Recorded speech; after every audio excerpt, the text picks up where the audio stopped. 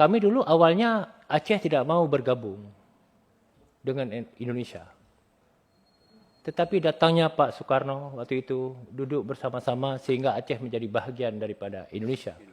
Dengan perjanjian Aceh dikasih keistimewaan waktu itu. Dikasih istimewa. Ternyata istimewa itu, maaf, pepesan kosong bagi kami. Dijanjikan awal kemerdekaan. Tetapi realisasi kemudian tidak nyata. Bukusan indah tapi isinya tidak ada. Akhirnya terjadi gejolak yang disebut DITI. Setelah berkecamuk perang, pasca kemerdekaan itu yang disebut DITI di Aceh, hampir sama dengan kejadian kemarin juga. Banyak korban, banyak nyawa, banyak harta yang korban. Terjadilah perjanjian perdamaian. Yang disebut waktu itu pada tahun 19, kalau tidak salah 57. Yang disebut dengan perjanjian Ikrar Lamtih. Itu perjanjian kedua sebenarnya. Ada perjanjian pertama antara Daud Bereh dengan Soekarno. Itu perjanjian pertama. Ternyata perjanjian pertama itu gagal. Setelah gagal, terjadi gejolak yang disebut gejolak DITI. Gejolak DITI, berkecamuk dan korban nyawa, korban harta dan sebagainya, terjadi perjanjian damai. Yang disebut Ikrar Lamtih pada tahun 1957.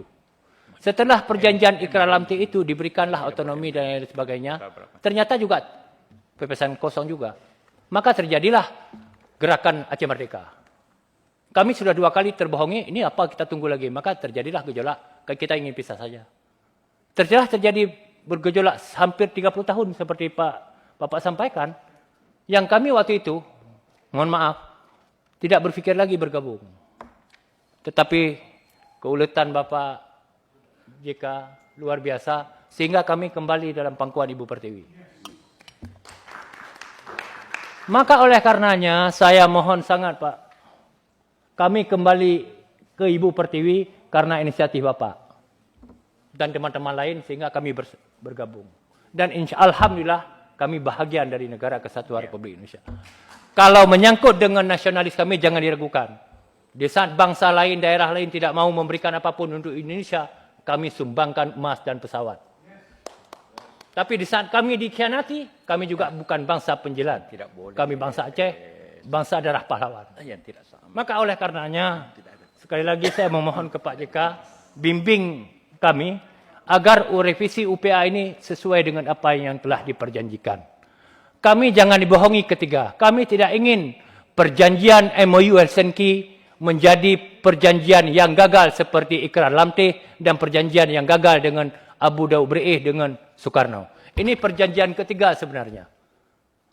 MOU Helsinki ini adalah perjanjian damai ketiga antara pemerintah Indonesia dengan Aceh. Maka saya mohon dukungan teman-teman sekalian, apa yang telah dilakukan oleh Bapak, mari kita optimalkan, harus kita sesuaikan.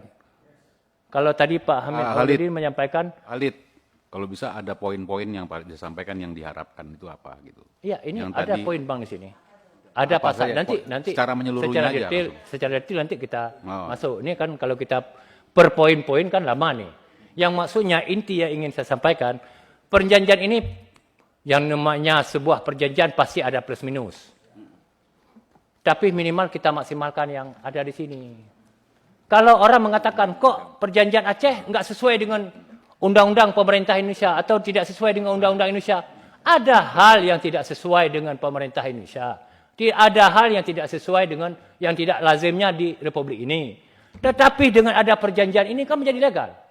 Contoh, kalau sepakat dalam undang-undang bisa minum teh, di Aceh nggak bisa minum teh, atau kita di undang-undang Indonesia tidak boleh minum teh, di saat disepakati Aceh minum teh kan tereliminir pada prinsipnya. Ini yang harus dipahami filosofi itu, sehingga sekali lagi, saya pribadi mewakili dari Aceh Pak, tadi saya telepon Mualim, Pak Gub ada di sini, saya kabarin bahwa Balek mengundang Bapak. Beliau berterima kasih kepada Balek, dan beliau berterima kasih, kirim salam kepada Bapak, beliau ada di sini. Nanti malam saya jumpa melaporkan perkembangan ini. Bahwa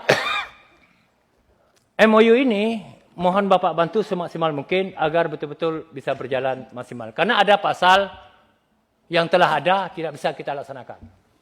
Malah ada pasal yang turunannya harus PP. Tapi PP nggak lahir ini. Saya mohon sangat, jangan lagi berikan pepesan-pepesan kosong ke kami.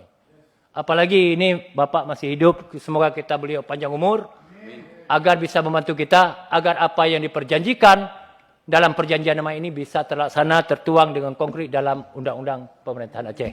Sehingga Aceh menjadi bahagian daripada NKRI selamanya. Billahi taufiq wal hidayah. Wassalamualaikum warahmatullahi wabarakatuh.